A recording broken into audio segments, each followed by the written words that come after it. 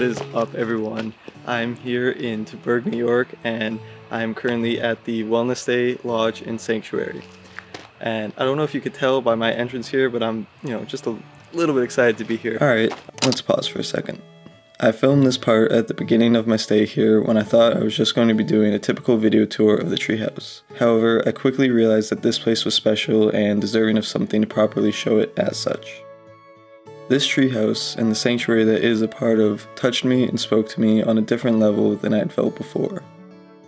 So instead of doing a typical video tour of just the treehouse, I want to do a more personal video that shows my time at the sanctuary and try my best to portray the feelings that I felt and experienced while I was there. What started as a seasonal cabin on a few acres 16 years ago has since been thoughtfully grown into a 60-acre sanctuary that is bordered by the most amazing winding river, wetlands, pine forests, ponds, and open fields. There are currently 8 rentals, and 6 of them were hand-built by Christoph, the owner, and his friends, and a lot of the materials for them came from the property itself. Wellnessté was a concept brought up by Christoph, which literally has the meaning wellness onto you. And it comes from his belief that wellness, happiness, and the quality for all living creatures is directly tied to nature and to the outdoors. This sanctuary was created in the hopes of bringing others closer to nature, back to our roots, leaving them touched and healed by the wonders found on this property. The nature and the wildlife here is abundant. There's a certain magic that's in the air. And after experiencing that healing and magic myself, I can say firsthand that what Christoph is doing is nothing short of extraordinary. Alright, let me show you around the treehouse now. This treehouse, aptly named Goodall's Treehouse after Jane Goodall, for all that she has done for the natural world and the conservation of it, is just one of the 8 rentals on this property. It features a nice little living room outfitted with some cute string lights and some comfy chairs, and it also comes with tons of books to spend your time browsing through.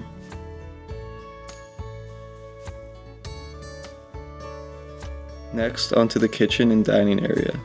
Now, this treehouse is real rustic and simple.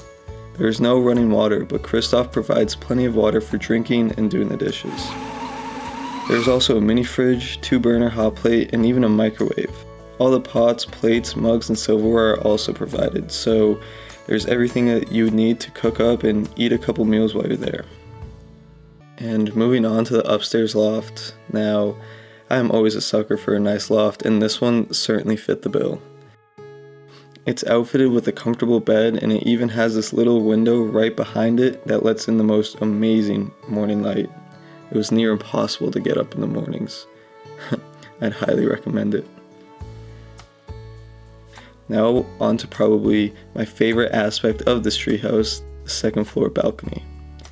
Not only is this just the most perfect spot to enjoy your morning coffee, but it's just the coolest thing ever. I mean, you're literally 15-20 feet high up in the trees, looking out into them, watching the leaves fall and the birds fly in and out. It's such a wild feeling and definitely a highlight for me. And if the weather isn't too nice, there's this little reading nook just inside from the balcony with a clear roof on it.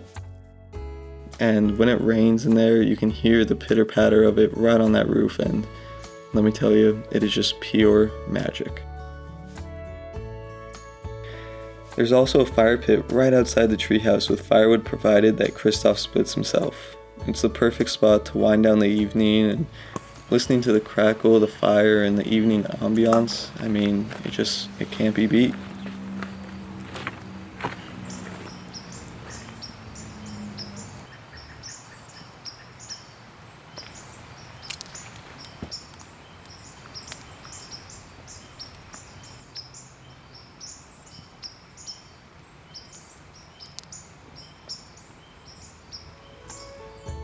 Last but not least, this treehouse does feature a toilet. However, this toilet is only meant for going number 1, as there is a shared normal bathroom with running water on the property for guests to use. Walking around and exploring this property was just a heartwarming experience in of itself. I mean, all of the little fairy trails through the woods, the way that the leaves and the trees whisper to you, and don't even get me started on that river. It is heavenly.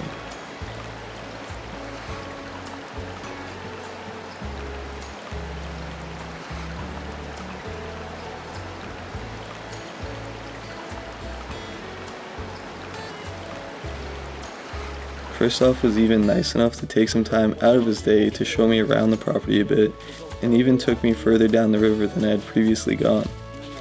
We talked about his beginnings and how he got to where he is today and the journey that it's been. He told me stories about his time here and tons of facts about the property, and we just spent our time skipping rocks and taking in all the beauty that surrounded us. One of my favorite things about what it is that I do is getting to hear all these different stories from the host about how they got started and why they started, and hearing how much they love it and seeing how much they care about it and how passionate they are about it. It's amazing to observe, and honestly probably the coolest part is that I end up forming these friendships with them that I never would have formed if I wasn't doing what it is that I am doing. So for that, I'm incredibly grateful for. But anyways, on my last day there, I actually woke up hearing the sounds of raindrops falling on the roof of the treehouse, and I was so beyond excited. The first 2 days the weather was perfect, but getting the chance to experience the fall rain is never a bad thing in my book. And I was actually able to check out the newest addition of the sanctuary, which was the Happy Camper Bus. It's this fully converted school bus that Christoph himself converted, and as I'm sure you can already imagine, this bus was just a masterpiece. I mean, I, along with many others, love the whole idea of van life and schoolie life, and actually getting to see a full-size school bus converted into this tiny home was incredible. And I mean, I got to hear Christoph's stories about the different materials he was able to use and his decisions that he made when building it out to use the space in the best way possible. It was like a little like behind the scenes. It was super cool. Walnut and oak grains, you know? Wow. From pallets though. Yeah, from pallets. Wow. Amazing. For like tiny houses and boats, and like this is from the fungus that actually affects the tree and Is that what rotted the killed tree. it? Yeah. But the parts that were still good, you get these incredible designs. Look at that. I mean, it looks like a work of art, you know? There's all people, I mean, oh wow. You know, Wow. There's some really That's cool so renditions, cool. right? Yeah. You know, like s'mores and hot chocolate by the campfire and everything, Amazing. you know? And then, so that's a slab from the property too? the river to the property. Yeah, I mean, we saw how many, Whole section here around the whole bus. Yeah. And then on the archway of the door, Yeah. it's where all the electrical is hidden. Okay, wow. So There's no wires whatsoever. This is one big electrical chase all around the bus. Huh. Spacious, you know? Oh, totally. Even with like the counter space right here too, Yeah, like there's so much room, like even if the chairs are pulled out a little bit. Yeah. Wow. Oh, wow. I built a wall, and this is all insulated Oh, for the wow. winters and Yep. everything. But then in the summers, Yeah, that's amazing. Get all that fresh air. And, yeah. But yeah, I mean, I'm hoping I'm able to someday return back to the Wellnessté sanctuary, because as soon as I left, I was already missing it. And it's a place that, even though I only spent a few days at, it felt like home.